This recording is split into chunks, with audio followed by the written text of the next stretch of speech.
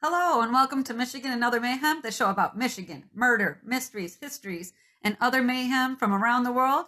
Your hosts are Allie and Jen. Okay, Jen, let's do this thing. How are you?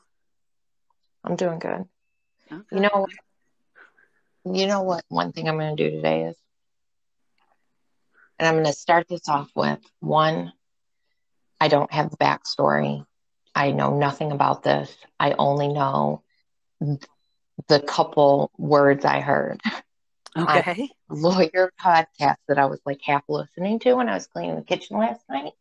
But they made like this brief talk about how somebody somewhere is on death row. Okay. Uh-huh. And it's his day to be executed. But I guess the date, wherever this is how much I know I caught, was having trouble getting the concoction to do the execution because Yeah. I guess are not, wanting to be a part of this. And so he got two options. I don't know what the second option was, but the first option they said was that they actually told him that his option was a firing squad. That's all I know. But I got He picked it too. He picked firing squad, but I think that they put it on hold for a second or something like that. Yeah, he picked firing squad. I don't know. I saw the article the other day because I'm always trolling through the news. Yeah. Well, and I remember just catching obviously only caught a very little of this conversation from the YouTube channel, but they said that there was more than one state that had that option. Oh, I'm gonna have to look it up because it's been like South Carolina. Oh, South Carolina, of course. Yeah, I can see that. Right now, the court has it black. They're like, wait a minute. I don't know why, but it just says South Carolina court blocks planned execution by firing squad. Right? Oh, yeah.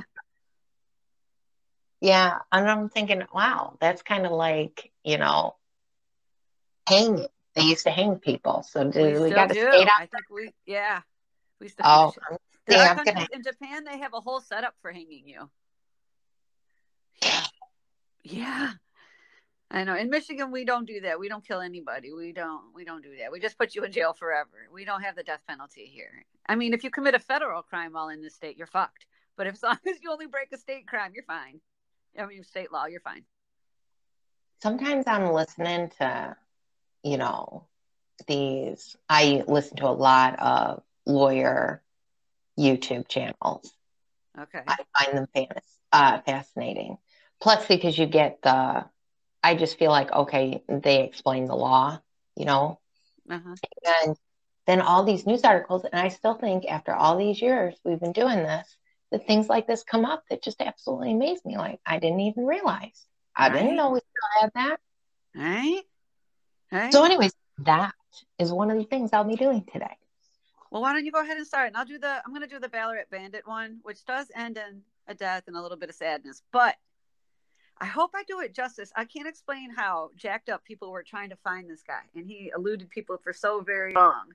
And they're like, he could be this guy, he could be that guy, but we actually now know who he really is. He's not a terrorist. Okay. He's a Canadian. Well, so I'm going to investigate that whole firing squad thing, but today I'm going to talk about Boyfriend to Kill. Okay, tell me. So this is for the death of Rory Teasley, Teasley. Okay, sounds about right. So let's just jump right in to this with the reason. So I cannot pronounce, and I looked and I tried to get Google to tell me how to pronounce this person's name. So I'm just going to spell it, and it's Docquan.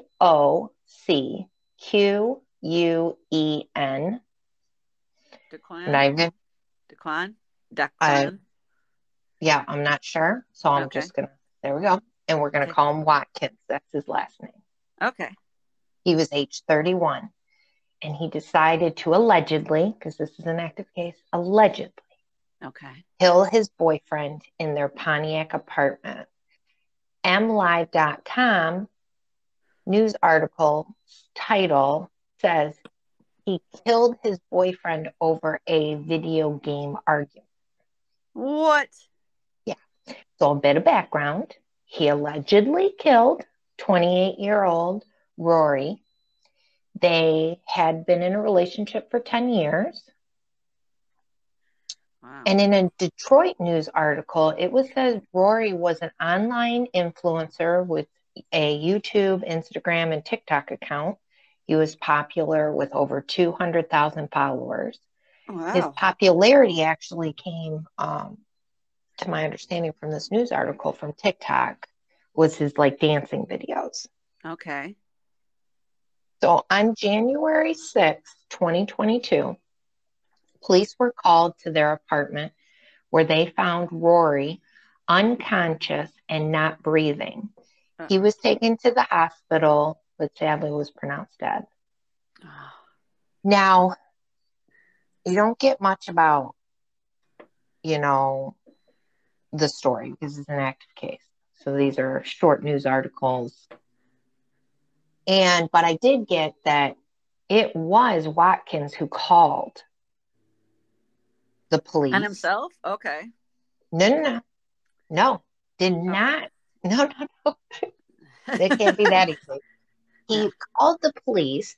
Reason why he called, there's nothing like that. When we look up cases, usually we, what they said on 911 call and all that. You don't got nothing. I mean, I scoured.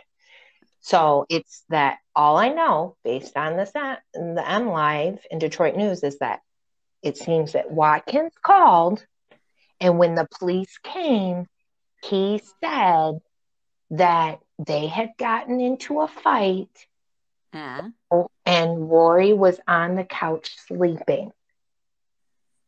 But when the police went to Rory, he wasn't sleeping. Right. Well, not that kind of sleeping. Yeah, right. He wasn't breathing or anything. So police believe they were playing video games, got into an argument, and Mr. Watkins choked Rory to death. Depending on the news articles you read, he is either facing second-degree murder or second-degree homicide and is facing life in prison. Oh, my God. The sheriff, Bouchard, see, it takes me a minute, told NBC News they see far too often lately where people resort to violence over insignificant or trivial disagreements. Yeah. So I know that. Go ahead. I was gonna say, yeah. Of course, two dudes would kill each other over a video game. Oh I mean, wow. I thought, man, you were together for 10 years and you kill them over a video game, right? Jesus. And something else was going on, man. Right. So I couldn't find anything else on the situation. He was arraigned. Short. I think around the 14th or something, 14th of January. But like nothing else, which I'm on this kick of boyfriends who kill in Michigan. And so I have another case where, it seemed to go faster. So I don't know what's going on with that. I mean, April, I would have expected to see something else, but I see nothing. Oh, wow. Maybe it is the same news story on 7 pages of Google searching. Wow. So I have no idea, but I have to keep watching this. And I am not I'm on YouTube. I watch YouTube a lot, but I'm not on TikTok or anything. I'm assuming I'll be able to find updates on his. I mean, I would assume people will be updating since he was an influencer. Yeah, I'm like, I'll keep an eye out and let you know. Yeah, so there you have it. All right. I want to tell you about the Ballarat Bandit. And I got my stuff from Wikipedia, the November Coalition, YankeeBarbarino.com, and this Jason Kirsten article called Bandit of Ballarat. Okay. So George Robert Johnson, who is known by the name of Robbie, was born on Prince Edward Island, a remote area in Canada, in 1954. So Robbie worked as a drywaller and a painter for about 25 years. Robbie had married Tommy, and the two had 4 daughters together. Tommy had been diagnosed with leukemia in the late 1990s and was traveling from the island to the mainland of Canada for treatment. And in the fall of 1997, when Robbie was 43 years old, a neighboring farmer had a pig break away from his farm. And while chasing it down, the neighbor came onto Robbie's property where he found marijuana plants growing. So Robbie was selling marijuana for income, and Tommy was using it medically to help with the side effects of her leukemia treatment. And the neighbor called the police on the Johnston family. And I just want to say, side note, medical marijuana would become legal in Canada on July 30th, 2001, so just a few years later. And by October 17th, 2018, it became legal for recreational use. So because marijuana is not legal at this time, though, Robbie's plants were found, and the government questioned whether Tommy and Robbie were fit to raise their children. Tommy was labeled as a drug user, and Robbie was considered a dealer. And they were able to keep custody of their children when Tommy's charges were dropped against her. Robbie received an 8-year sentence, but only served 1.5 years before being paroled. Now, as soon as Robbie was incarcerated, he suffered a mental health breakdown that he hadn't been able to recover from. And his wife, Tommy, felt that Robbie's mental health issues had been either caused by or intensified by the medicine that was given to him by prison officials. And after his release, Robbie wasn't able to provide financially for his family anymore and help take care of his children because he was having these psychological issues, but not enough to where that he was unaware that he's having mental health issues. Do you know what I mean? Like he's aware that he's struggling mentally. And in 2000, he told his family he's going to travel to the United States to see if a faith healer could help him. So Robbie was first spotted in California by some people who were jeeping in a secluded canyon in Death Valley in August of 2003. And I looked up jeeping. Do you know what jeeping is? No, that's what I was about to ask you. Like, what is that? Okay, so it's when you drive your Jeep in 4-wheel over rough terrain like sand dunes, boulders, and waterways. Like that's what you're doing. Oh, you're jeeping. You're jeeping, yeah. I want to be jeeping. Yeah. So yeah, you could be jeeping if you want. You got to get a Jeep though. Then you're jeeping. So the people who were jeeping were worried about the ragged-looking man that they saw because they were so far away from any city. And Death Valley in the summer is deadly. And they're like, oh, this poor man's out there. So they go and tell authorities. Officers from the Bureau of Land Management do come out to the area, but they're unable to find the man, or he has the black Labrador dog that he has with him because they say he's got this black Labrador. So soon Robbie, who's now 49 years old, became the unknown person who began stealing items, sometimes, different things that you need to survive in the wilderness. He was given the nickname the Ballarat Bandit as some of his first territory where he was stealing included the area around Ballarat, California. And Robbie would take items from different locations in a very large section of land that was mostly wilderness, but sometimes it did edge military bases, right? So he's literally traveling for miles and miles. His area is huge. And sometimes he is along the edge of a military base, which is what got everybody all jacked up. So he spends time in Death Valley, and he's at the peak of Nevada mountains, like way up there in the cold. Robbie would also hide his weapons because he would sometimes take weapons, people's guns if he found them, and other goods from one area and place them in very campsites that he created or he borrowed from other people. So he's like basically moving stuff around to make it easier for himself. He would spend time in Death Valley, Ballarat, the peak of, oh yeah, I did that one. So I want to make clear that his only crime was theft. He did steal weapons. He stole survival items, clothing, food, gasoline. He did one time steal an ATV. That is auto theft. So it's big theft. I'm not saying it's little theft, but he didn't do anything. But in just 1 month alone, he broke into about 30 different remote cabins and campsites and relieved them of their goods. So he's major stealing. Wow, and he's quick. Yeah, but he never harmed or even contacted another person. So at no point did he talk to another person. In the end, police believed he had committed over 100 robberies. And the Bureau of Land Management and other authorities kept saying that Robbie was often camping near military bases. And they find this, behavior suspect, say he's a terrorist. And I remember them, basically the terrorist was the biggest thing. So while being pursued, Robbie was able to set traps for the men tracking him. So it's thought that Robbie, the Ballarat Bandit, might have military training or that he was militia trained because he's setting these traps. And he had eluded the land authorities so well, they're like, oh, he has to have elite training from someone. And it goes for almost a full year of them chasing him and him eluding them. Police were called about stolen items and a ragged-looking man wandering in the wilderness for 11 months, and he doesn't get caught. So people start talking to like he's Rambo, right? He keeps moving. Right. He's always eluding the police. He's cited by a local citizen. By the time the authorities get there, he's gone. So this guy named Jack Kearson, I'm going to quote you this article that he wrote about Robbie. As tales of his exploits mounted, he became a folk hero, an outlaw trickster in the tradition of the Old West. And I was like, yeah, people are making him out to be like, like a demigod. So it was told that once in a 30-man posse of law officials, they raided a camp that he was staying in. They arrived on ATVs in trucks with a Black Hawk helicopter loaded with the SWAT team inside, all for this one guy. And despite that overwhelming presence of the law, the bandit was able to escape. Police once engaged him in a foot chase. And although they were able to come within 50 feet of him, he was able to outdistance them with his running stamina. Like he just outran them. Yeah. So Robbie said to have run up and then down a mountain without stopping during that foot race where he outran them. So like he ran up the mountain, he ran down the mountain. Yeah.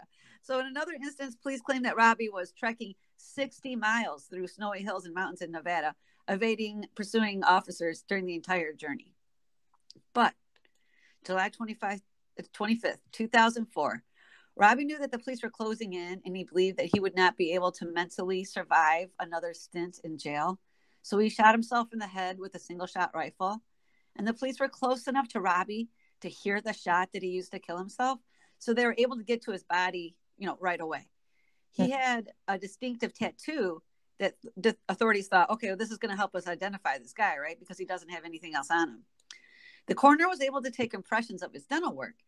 They take DNA samples and, clean fingerprints. Robbie's fingerprints went through AFIS, which is the Integrated Automated Fingerprint Identification System, which is the repository for U.S. police to send prints to, but there's no match. Robbie then became known as John Doe 39-04. His body was buried in a potter's field where they continued to look for his identity.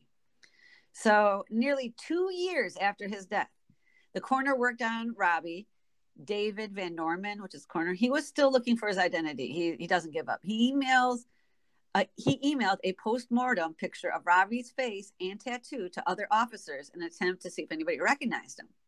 In response to his email, because he's like basically fishing at this point, a single anonymous email arrived in his inbox with only the words, quote, "Who talks like an American but isn't one.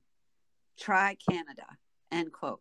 Now, previously, David had sent a copy of Robbie's fingerprints to Canada via Interpol, but he didn't receive any hits. But after he receives this email, he tries to send the fingerprints again, this time to the Royal Canadian Mounted Police. 4 months later, the RCMP calls back to say they found a match to the prints to George Robert Johnston. So David calls Robbie's mom to notify her of her son's passing. Check this shit out. Are you ready? For whatever reason she had, Robbie's mom does not tell Tommy or her 4 daughters about his death.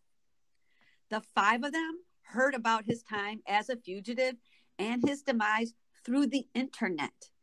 So, what the hell? Yeah, fuck yeah. The mom never called to tell the daughters, her granddaughters, or, the mother of the granddaughters what happened. Catherine, Robbie and Tommy's daughter, who was 16 at the time, was online when she saw an article with a picture of her father's face post-mortem. So she showed the article to her mom, and that's when they found out about the Ballarat Bandit and Robbie's death. Isn't that not horrifying? So the different officers that chased Robbie did show like a little bit of remorse in their endless pursuit after finding out that the Ballarat Bandit was a Canadian man with mental health issues instead of a terrorist trying to sabotage the U.S. military. They were like, oh, we didn't realize that. Yeah. But I thought the grandma was bullshit. Yeah, like what? Yeah, I'd be like, what are your reasons you didn't? Why would you not? Yeah, why would you not? Yeah. Like, what an asshole grandma. You're a terrible grandma. Yeah. Yeah, like she didn't want him to know that he was. Her granddaughter found out by seeing a picture of her father's dead face on the internet. Yeah. Yeah, that's horrifying. Wow, but that guy was good. He was good. I mean, they really Damn. they really couldn't get to him. In the end, he offed himself. He didn't give up. I mean, he didn't get caught.